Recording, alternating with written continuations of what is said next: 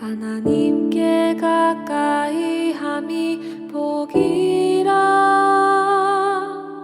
하나님께 가까이 함이 복이라. 나와 하나님 당신의 만남이 내겐 가장 큰 복이라. 하나님께 가까이 함이 복이라. 하나님께 가까이 함이 복이라. 나와 하나님 당신의 사귐이 내겐 가장 큰 복이라.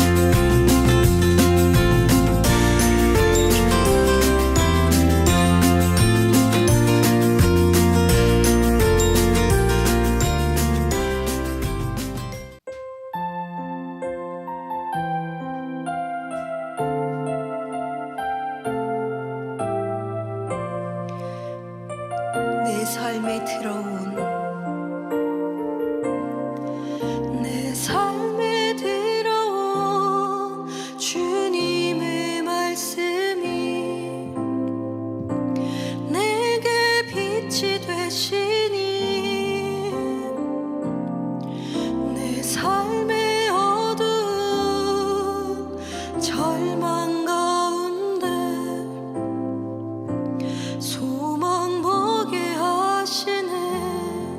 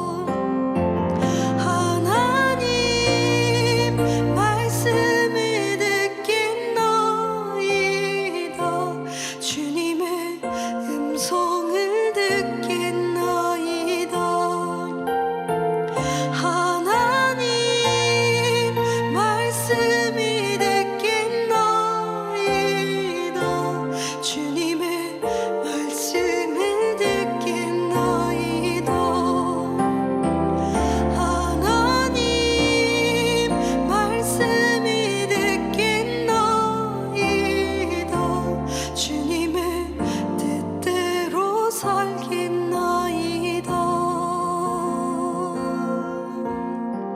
아멘.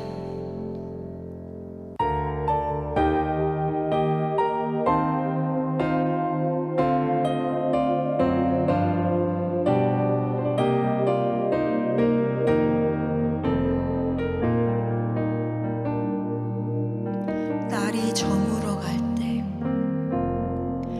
날이 저물어 갈 때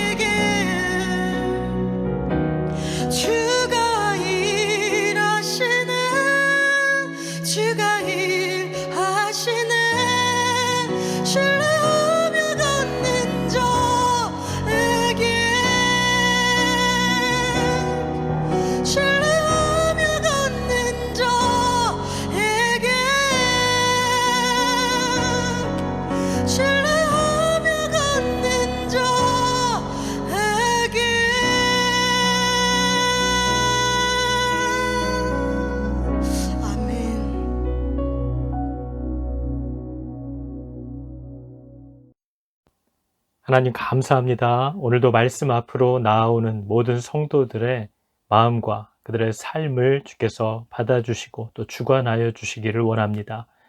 늘 복잡함과 어려움 속에서도 하나님을 의지하고 하나님을 기대하며 나아오는 우리 모든 성도들에게 하나님 필요한 것들을 공급하여 주시고 오늘 예배 가운데에도 하나님의 말씀이 친히 우리들에게 말씀하시는 것들을 발견하고 들을 수 있도록 우리의 삶의 실제적인 문제들에 하나님의 만지심과 또 회복해 하시는 은혜가 부어지게 하여 주시옵소서. 예배를 주님께 부탁합니다. 성령님 우리와 함께 하여 주시옵소서. 예수님의 이름으로 기도합니다. 아멘. 성막 곧 증거막을 위하여 레위 사람이 쓴 재료의 물목은 제사장 아론의 아들 이다말이 모세의 명령대로 계산하였으며 유다 지파 훌의 손자여 우리의 아들인 부살렐은 여호와께서 모세에게 명령하신 모든 것을 만들었고 단지파 아히사막의 아들 오홀리압이 그와 함께 하였으니 오홀리압은 재능이 있어서 조각하며 또 청색, 자색, 홍색 실과 가는 배실로 수놓은 자더라. 성소 건축 비용으로 들인 금은 성소의 세겔로 29달란트와 730세겔이며 계수된 회중이 들인 은은 성소의 세겔로 100달란트와 1775세겔이니 계수된 자가 20세 이상으로 60만 3,550명인즉 성소의 세겔로 각 사람에게 은 한 배가 곧 반세겔씩이라. 은 100달란트로 성소의 받침과 휘장문의 기둥 받침을 모두 100개를 부어 만들었으니 각 받침마다 한 달란트씩 모두 100달란트요 1775세겔로 기둥 갈고리를 만들고 기둥머리를 싸고 기둥 가름대를 만들었으며 드린 롯은 70달란트와 2400세겔이라. 이것으로 회막 문 기둥 받침과 놋 제단과 놋 그물과 제단의 모든 기구를 만들었으며 뜰 주위의 기둥 받침과 그 휘장문의 기둥 받침이며 성막의 모든 말뚝과 뜰 주위의 모든 말뚝을 만들었더라.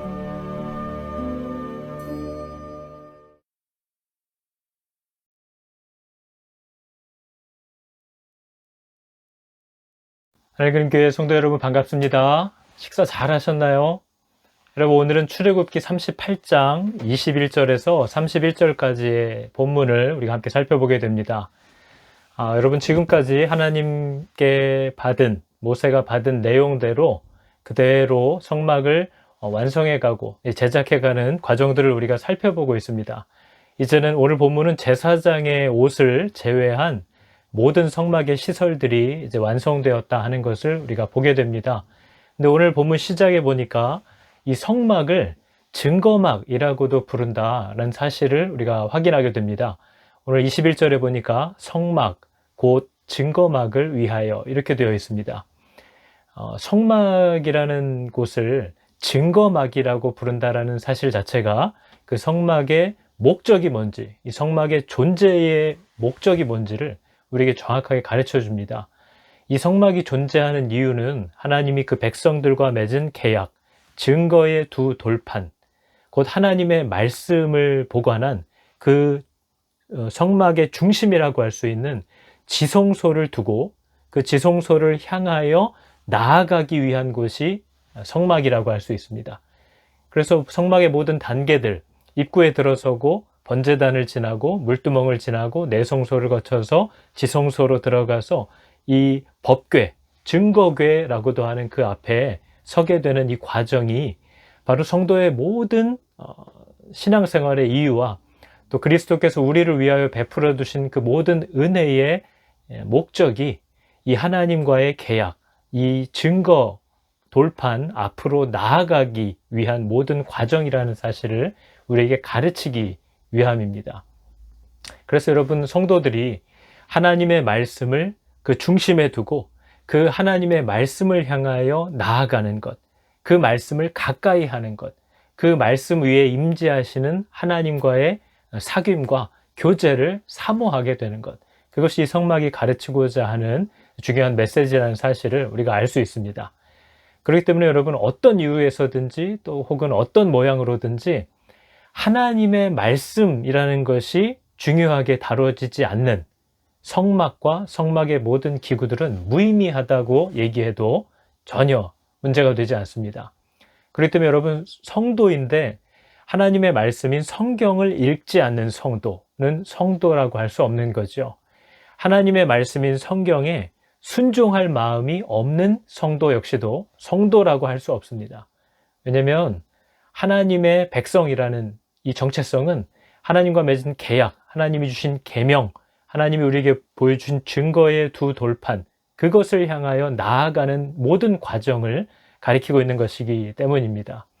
그래서 여러분, 하나님의 말씀이라는 것은 내가 반드시 순종해야만 할 지침이고, 그 하나님의 말씀을 가까이 하는 것이 바로 저와 여러분이 평생에 힘써야 할 사역입니다. 다른 사역이 중요한 것이 아닙니다. 저와 여러분이 하나님의 말씀을 가까이 하는 것, 그 말씀에 가까이 나아가는 것이 모든 성도의 헌신이어야 하고 섬김의 내용이어야 하는 거죠. 또한 모든 성도들은 하나님의 말씀대로 살아가는 것, 하나님의 말씀이 나를 통하여 성취되게 하는 것이 내가 살아가는 삶의 방향이어야만 합니다. 만약에 내 삶의 방향과 내가 살아가는 목적이 바로 하나님의 백성으로 빛과 소금 된 자로서 그분의 말씀을 이 세상에 드러내고자, 그분의 약속과 그분의 은혜를 이 세상에 나타내고자 하는 것이 자신의 삶의 목표가 되지 않은 사람을 우리가 성도라고, 교회라고 얘기할 수 없다는 거죠. 그래서 여러분, 아무리 성도의 착한 행실의 상징이라고 하는 성막 주변의 세마포천 울타리를 아무리 날마다 빨아서 깨끗하게 주변에 두르고 자기 몸을 정말 불사르듯이 번제단 위에 올려놓을지라도, 또 날마다 아침 저녁으로 손과 발을 물두멍에 씻어서 스스로를 정결하게 하려고 노력할지라도 이 사람이 그 목적이 내 성소를 지나서 계명의 두 돌판 앞으로 하나님의 말씀 위에 임재하시는 그 하나님의 임재와 교제를 사모하는 데까지 나아가지도 않는다면 그런 헌신과 섬김은 다 헛된 것이라고 성경이 우리들에게 얘기하는 겁니다. 여러분, 우리가 이런저런 모양으로 교회에서 섬기지 않습니까? 때로 그 봉사 때문에 삶의 무게가 막 더해질 만큼 우리가 열심을 내는 일들이 있습니다. 그러나 우리가 교회에서 아무리 섬긴다 해도 우리가 하나님의 말씀과 그 말씀 가운데로 나아가려는 이 경주를 애쓰지도 않고 반복하지도 않고, 또 그 말씀 가운데 임하실 하나님의 임재와 나를 만나 주실 그 은혜를 사모함으로 말씀 앞에 서지도 않고 살아가고 있다면 내 몸을 불사르도록 내어주는 그 모든 섬김과 헌신은 무의미한 것이라고 봐도 무방한 겁니다. 여러분, 그만큼 성막이 가르쳐주는 핵심 메시지는 증거의 두 돌판, 곧 말씀을 향하여 나아가는 삶이라는 것을 우리가 알 수 있는 거죠. 이 메시지를 담고 있는 성막을 이제 제작함에 있어서 하나님이 가장 중요하게 여겼던 것은 자원하는 마음이고, 하나님이 명령하신 대로 완성되는 겁니다. 원하는 자들이 하나님께 순종하여서 완성되는 곳이 바로 성막인 거죠. 그래서 하나님은 자원하는 마음을 굉장히 중요하게 요구하셨고, 또 하나님의 부르심을 따라서 하나님이 지시하시는 모든 질서와 권위들에 순종할 것을 아주 엄숙하게 명령하고 있다는 사실을 우리가 봅니다. 그렇게 우리가 순종할 때 성령의 기름 부으심과 하나님이 허락하시는 지혜가 넉넉히 공급될 것이라고 약속하는 것을 우리가 보는 거죠. 그래서 여러분, 저 여러분도 이 땅을 살아갈 때 두려워하지 마시고 우리 인생의 모든 목표를 하나님의 말씀을 가까이 하는 것, 하나님의 임재 앞에 나아가서 서는 것, 그것으로 꼭 삼으시기를 여러분 축복합니다. 그분의 말씀을 듣고 순종하는 것, 청종함으로써 우리는 하나님의 임재를 경험할 수 있고 그분과의 교제와 사귐을 누리면서 살 수 있음을, 또 그것을 아주 사모하면서 살아가는 자들이 될 수 있음을 믿으시고, 여러분 그것을 애쓰시고 또 원하시기를 여러분 주님의 이름으로 축복합니다. 오늘 본문은 이 성막을 제작하는 데 들어간 많은 재료들이 있는데 그 재료들 중에 금속들, 금과 은과 동, 노스로 만든 물건들에 대해서 얘기하면서 그 금속들이 얼마만큼이 하나님 앞에 드려졌고 어디에 사용됐는지를 아주 정확하게 정산하는 모습을 우리가 본문을 통해서 확인합니다. 여러분, 다 하나님께 감사해서 자기들이 원해서 들고 나온 건데 뭘 또 그걸 일일이 양을 재고 세고 계산하고 이럴 필요가 있나 생각하는 분이 혹 계실지도 모릅니다. 그냥 그들이 기뻐서 들고 나온 건데 그걸로 그냥 하나님이 명하신 대로 성막을 다 만들고 그리고도 남으면 아유 하나님 이렇게 풍성히 주셔서 감사합니다 하면 될 일이지 뭘 그걸 또 다 계산을 할까라고 생각할 수도 있습니다. 근데 여러분 은혜라는 말은 까다롭게 굴지 않는다는 뜻이 아닙니다. 아유 그냥 은혜롭게 해 이런 말이 저희가 잘못 오해해서 그냥 대충대충 그냥 편하게 어렵지 않게 불편하지 않게 가자 이것을 은혜롭게 하자 이런 식으로 표현하는 일이 많은 거죠. 근데 여러분 은혜라는 것은 번거롭지 하게 않는다거나 까다롭게 하지 않는다라는 의미가 아닙니다. 은혜는 정확하게 계수되고 반드시 드러나야만 은혜입니다. 자원하여서 들고 온 물질을 뭘 굳이 그걸 적고 양을 달아보고 뭐 그걸 보고를 적어서 굳이 하냐 그럼 안 가져온 사람들 마음 찔리고 불편하게 이렇게 생각할 수도 있는 거죠. 그러나 하나님은 하나님을 사랑하여서 즐거이 나아온 자들이 가져나온 그들의 손에서 받으신 것들을 그 그람수까지 정확하게 계수하신다는 사실을 우리가 본문을 통해서 확인합니다. 하나님은 당신을 향하여 부유한 자들을 잊지 않고 천대까지 호의를 베푸시는 분이고 하나님은 또한 당신을 향하여 인색하고 강팍한 자들에게 3, 4대까지 정산을 하시는 분이라는 이 사실을 우리가 살펴봤습니다. 은혜는 기억하는 겁니다. 여러분 이스라엘 자손들은 그들이 하나님께 드린 것들의 종류와 개수와 무게까지도 다 기록하고 그것을 후대에게 기억하게 했습니다. 하나님께서도 저와 여러분들에게 받으신 것을 정확하게 기록하듯이 우리들 역시도 하나님께 언제, 어디서, 어떤 은혜를 받았었는지 잊지 않고 기록해야 합니다. 기억해야 하고, 기록해야 하고, 또 자녀들에게 가르쳐야 하는 거죠. 여러분, 교회는 성도들이 하나님의 명하신 일에 순종하기 위해서 가져나와 자원하여 기쁨으로 드린 모든 헌금을 정확하게 계수해야 하고, 정확하게 사용해야 되고, 정확하게 정산하고 기록하여 드러내야 합니다. 은혜라는 단어를 어물쩍 갖다 붙여서 얼마가 들어왔는지 어디 사용됐는지 흐지부지 하려 든다면 교회 지도자들은 엄중한 심판을 면치 못할 것이라는 사실을 기억해야 합니다. 하나님의 은혜는 달아야 합니다. 정확하게 정산되고 계수되어야 하는 것을 우리에게 보여주는 거죠. 하나님 역시도 우리에게 주신 것들, 하나님은 우리에게 받은 마음들을 기억합니다. 그렇다면 우리도 하나님으로부터 받은 것들을 기억해야 하는 거죠. 근데 우리는 대부분 내가 하나님께 드린 거나 기억하지 하나님께 받은 것을 기록하지 않습니다. 그것에 감사하지도 않는 삶을 정말 대다수가 살아가고 있는 거죠. 이 부분은 반드시 수정되어야 합니다.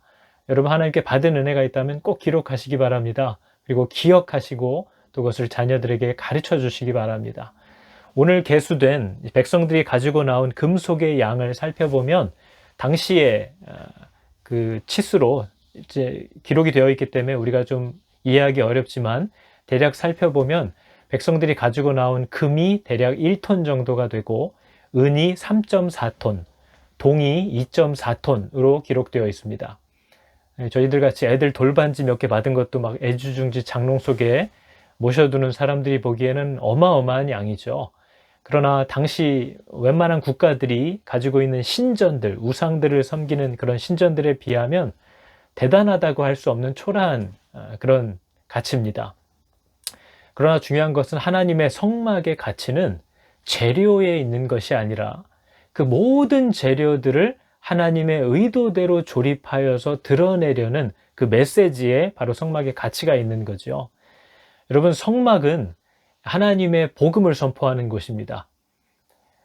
우리가 어떻게 하나님과의 관계를 회복할 수 있는지, 하나님이 우리를 어떻게 받아주시는지, 이런 복음의 메시지들을 믿는 자들과 불신자들, 세상을 향하여서도 드러내야 하는 이런 교회와 같은 역할을 하고 있기 때문에 그 안에 사용되는 모든 금을 비롯한 모든 성막을 만드는 구성하는 재료들은 자발적으로 드려지게끔 하셨습니다. 그러나 딱 하나, 은은 이스라엘 회중 가운데 20살이 넘은 모든 성인들은 반드시 반세겔씩을 의무적으로 드리라고 명령하는 모습을 우리가 오늘 살펴봅니다.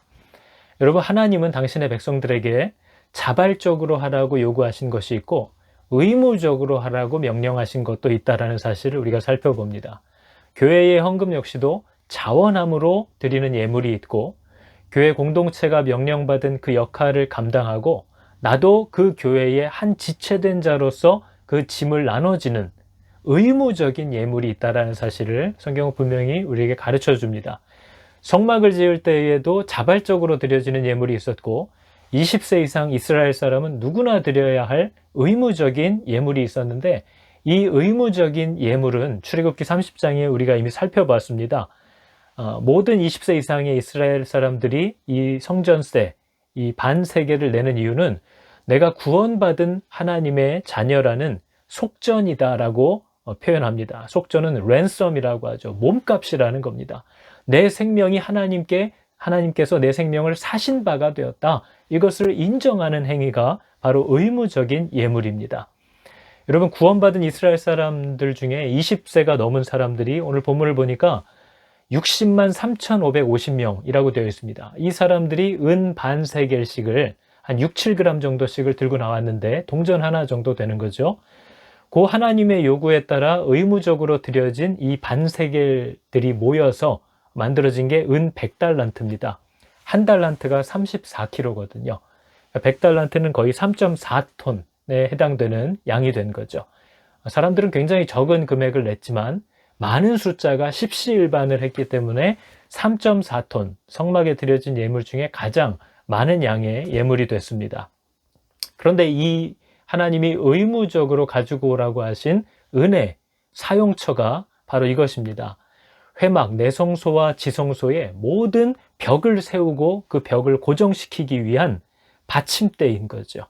금으로 도금한 기둥들을 하나하나 세워서 흔들리지 않도록 고정해야 되는데 그 밑에 개당 34kg이나 되는 은 받침대를 만들어서 기둥들을 다 유지할 수 있게끔, 또 지성소로 들어가는 휘장을 걸기 위한, 휘장은 굉장히 무겁거든요. 5개가 붙어 있습니다.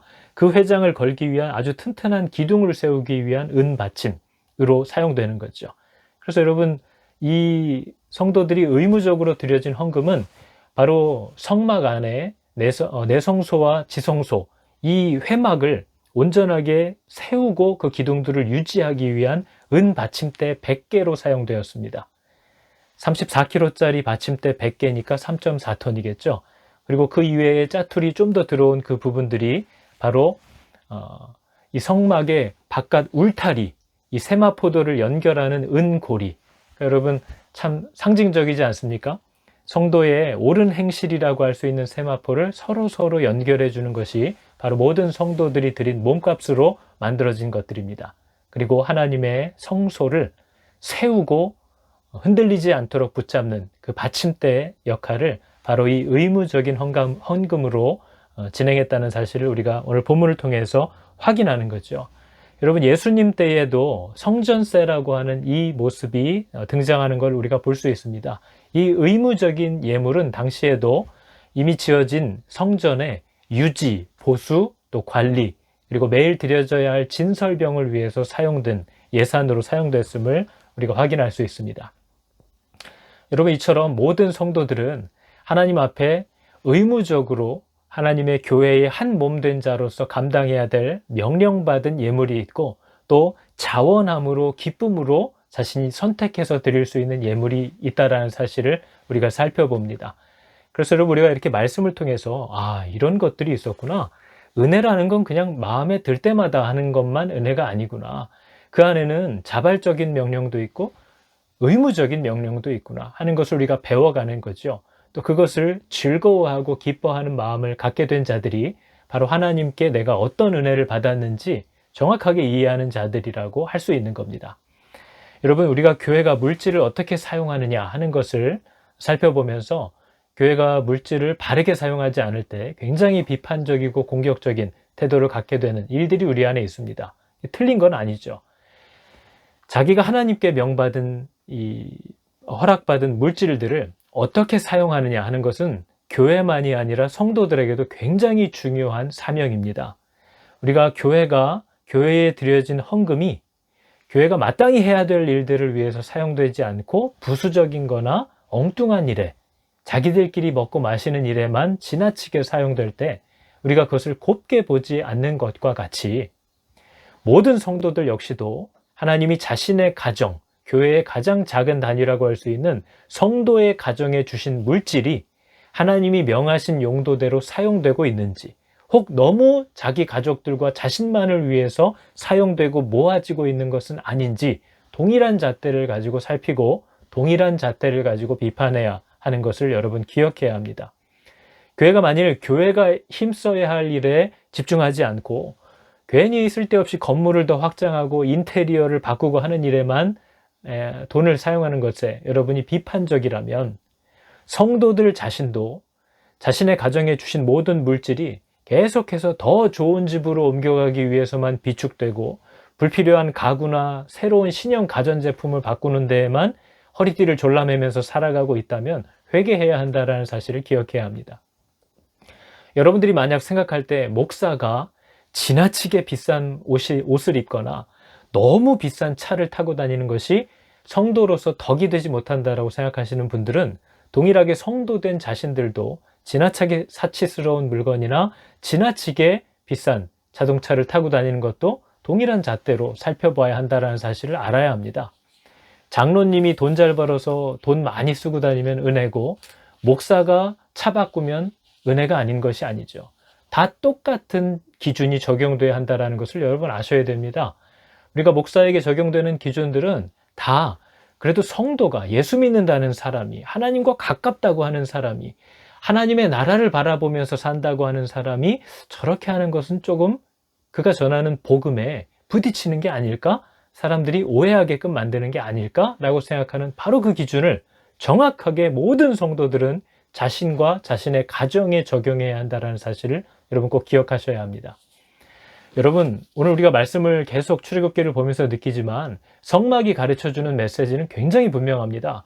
말씀을 향하여 나아가는 겁니다. 증거궤, 두 돌판을 향하여 나아가는 거죠. 하나님은 오직 그 말씀 가운데, 그 위에 임재하시는 분입니다. 우리는 그 하나님을 지금도 아침마다 만날 수 있습니다. 그분의 말씀 앞에 서서 그 말씀 위에 임재하시는 하나님과의 교제를 누리는 삶을 살아야 한다라는 이 메시지를 세상에 드러내기 위하여 성도들은 부르심을 받은 거죠. 그래서 여러분도 여러분의 삶의 방향을 성도라면 이미 정했어야 합니다. 허락받은 물질로 때로는 기쁨으로 드리고 때로는 의무로 드리는 이것들에 사용할 수 있어야만 성도라는 사실을 여러분 기억하셔야 합니다.